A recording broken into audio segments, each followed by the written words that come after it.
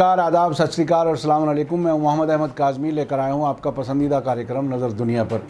Middle east में तुर्की के north east Syria पर 5 दिन के लिए सीज़ फायर के दौरान बड़े पैमाने पर अलग अलग फ़ौजों और टेररिस्ट्स का मूवमेंट तेज़ी से हो रहा है। ऐसा लग रहा है कि कुछ सरकारें सेना और टेररिस्ट्स को अपने दिए गए असाइनमेंट पर काम लेने की तैयारी कर रही हैं। बहुत ही दिलचस्प नज़ारा है। अब अमेरिका और इजराइल की सपोर्ट वाले आतंकवादी दाइश के लड़ाकुओं को सीरिया से इराक़ ले जाया जा रहा है। साथ ही अमेरिकी फ़ौजों के भी इराक़ पहुंचने की खबरें हैं। उधर तुर्की की मांग के मुताबिक रास अल ऐन से सीरियन डेमोक्रेटिक फोर्सेस SDF के शहर छोड़कर बाहर निकलने की खबर है। तीसरी तरफ सीरिया के कुर्द, जो अब से पहले सीरिया से अलग कुर्दिस्तान की मांग कर रहे थे, अब सीरिया की फ़ौज के साथ मिलकर कुछ शहरों पर अपना कब्ज़ा मजबूत कर रहे हैं ताकि उनके इलाकों में तुर्की की फ़ौज अपना कब्ज़ा ना कर सके। ख़बर में आगे बढ़ने से पहले आपसे गुजारिश है कि अगर आप YouTube पर देख रहे हैं तो सब्सक्राइब कर लें, और अगर फेसबुक पर देख रहे हैं तो हमारा पेज फॉलो कर लें और लाइक करना ना भूलें ताकि आपको हमारी हर एक वीडियो की खबर सही वक्त पर मिल सके। और अगर आपको हमारी खबर अच्छी लगे तो व्हाट्सएप, फेसबुक, इंस्टाग्राम और ट्विटर अकाउंट पर ज़रूर शेयर कर लें ताकि दुनिया के ज़्यादा से ज़्यादा लोगों को सही खबर पहुंच सके। रॉयटर्स न्यूज़ एजेंसी ने खबर दी है कि सीरिया डेमोक्रेटिक फोर्सेस SDF यानी कुर्द लड़ाके अमेरिका के ज़रिए तुर्की के साथ किए गए सीज़ फायर समझौते के तहत सीरियाई सीमावर्ती शहर रास अल ऐन से वापस हो गए हैं। SDF के स्पोक्सपर्सन केनो गैब्रियल ने एक बयान में कहा है कि कुर्द समूह के पास संडे को की गई वापसी के बाद रास अल ऐन में कोई लड़ाका नहीं बचा है। राइटर्स के मुताबिक लेकिन तुर्की सपोर्टेड सीरियाई कुर्द मुखालिफिन, जिन्होंने पिछले हफ्ते रास अल ऐन के अक्सर इलाकों पर अपना कब्ज़ा कर लिया था, 9 अक्टूबर को तुर्की के हमले के बाद कंट्रोवर्शियल दावा किया है और कहा है कि कुर्द फोर्सेस का अब भी शहर के तकरीबन 30% इलाके पर कब्ज़ा बाकी है।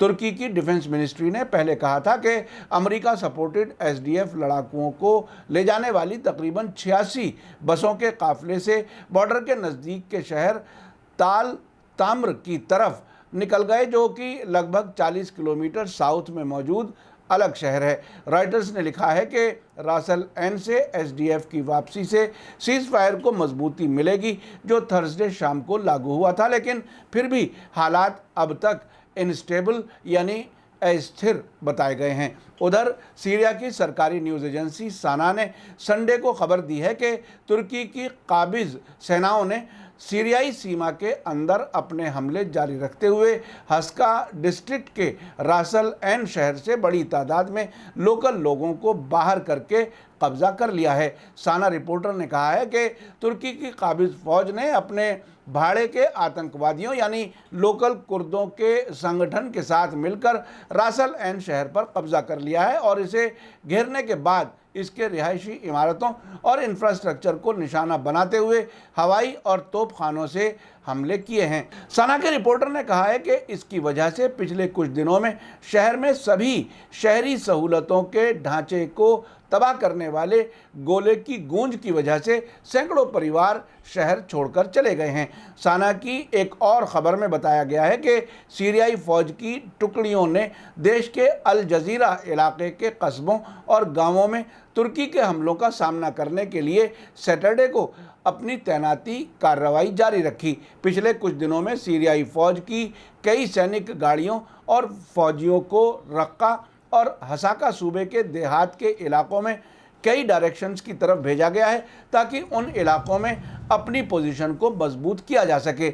इसी बीच ईरान की फार्स न्यूज़ एजेंसी के मुताबिक अमेरिकी defence minister mark Thomas Esper ने संडे को अपनी अफ़गानिस्तान यात्रा के दौरान बताया कि उत्तरी सीरिया से निकाले गए अमेरिकी सैनिक अब पश्चिमी इराक़ में रहेंगे यानी वेस्टर्न इराक़ में रहेंगे। उन्होंने कहा कि फ़िलहाल पेंटागन का ये प्लान है कि जिन 1000 अमेरिकी फ़ौजियों को नॉर्थ सीरिया से निकाला गया है उनको पश्चिमी इराक़ पहुंचा दिया जाए।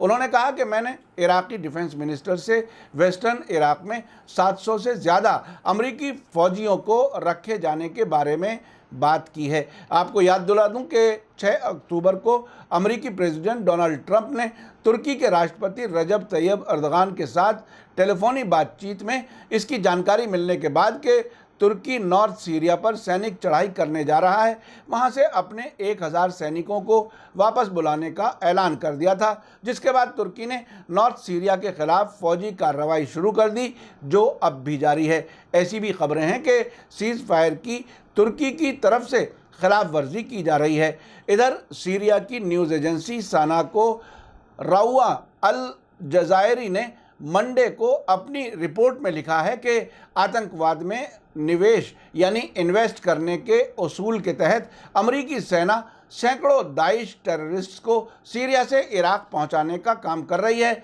जिन्हें वे सीरिया में अमेरिका के नाजायज़ ठिकानों पर इकट्ठा करने के बाद इराक के अल जजीरा इलाके में कैद कर लेते हैं। मेरा ये समझना है कि उन्हें अपनी शरण में पालते हैं, नहीं तो अपनी छावनी में रखने का क्या मतलब है।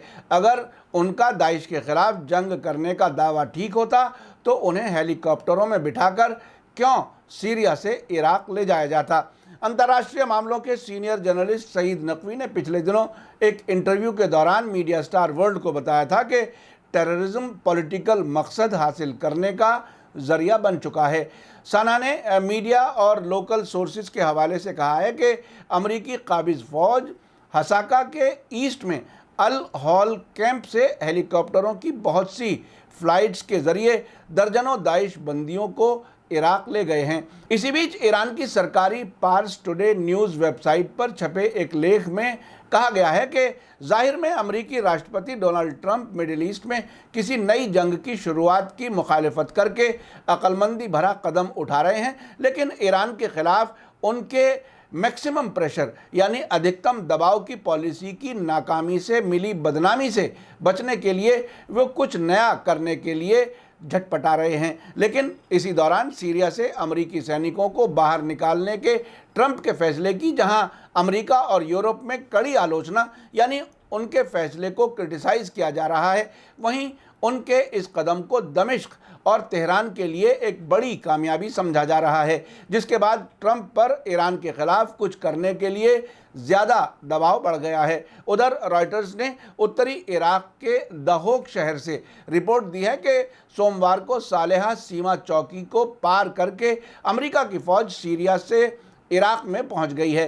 रॉयटर्स ने एक वीडियो जारी की है जिसमें बख्तरबंद गाड़ियों को इराक में सैनिकों को ले जाते हुए दिखाया गया है, जो सीरिया से अमेरिकी वापसी का हिस्सा है। एक रॉयटर कैमरामैन ने 100 से ज़्यादा गाड़ियों को सीमा चौकी पार करते हुए देखा है। एक इराकी कुर्द सिक्योरिटी सोर्स ने भी रॉयटर को बताया है कि अमेरिकी सैनिक इराक के कुर्दिस्तान इलाके में पहुंच गए हैं। सोर्सेज ने कहा है कि सैनिकों की कारों के बाद करीब 30 ट्रेलरों और ह्यूमर्स ने भारी इक्विपमेंट लेकर सीमा पार की है। देखा आपने कितना दिलचस्प नज़ारा है। अमेरिका अपने फौजी और दाइश दोनों को सीरिया से इराक पहुंचा रहा है। मैंने अब से पहले इस अमेरिकी साजिश के बारे में आपको बताया था कि अब अमेरिका और तुर्की ने आपस में तालमेल करके उत्तरी सीरिया में जंग शुरू की है, ताकि तुर्की की मांग के मुताबिक 32 किलोमीटर चौड़ा सीमा पर गलियारा, जिसे वो सेफ जोन कह रहे हैं, उसका इस्तेमाल न सिर्फ तुर्की अपनी सिक्योरिटी के लिए करेगा, बल्कि हज़ारों की तादाद में सीरिया में इकट्ठे दाइश आतंकियों को इराक भेजने की तैयारी भी है। मैं ज्योग्राफी का स्टूडेंट हूं और वो अगर आप नक्शा देखेंगे तो उसमें आपको साफ नज़र आएगा। और तुर्की के प्रेसिडेंट रजब तैयब अर्दगान ने भी ये कहा है कि हम ये गलियारा है वो इराक की सीमा तक चाहते हैं। अब हमारी पहले दी गई खबर ग्राउंड से आने वाली खबरों से कंफर्म हो रही है। ये बहुत ज़रूरी है कि जो खबर आ रही है उसके पीछे की कहानी को भी समझा जाए, नहीं तो अमेरिकी और इजरायली सपोर्टेड मीडिया के जाल में इसी तरह से फंसे रहेंगे। मेरी कोशिश होती है कि इस इलाके के मुल्कों के मीडिया पर भी नज़र रखी जाए, ताकि आप तक जितना मुमकिन हो सच्चाई पहुंचा सकूं। मेरा कार्यक्रम कैसा लगा कमेंट्स में ज़रूर लिखें। इसी के साथ मुझे दीजिए इजाज़त। थैंक यू, धन्यवाद, शुक्रिया। जय भारत, जय हिंद।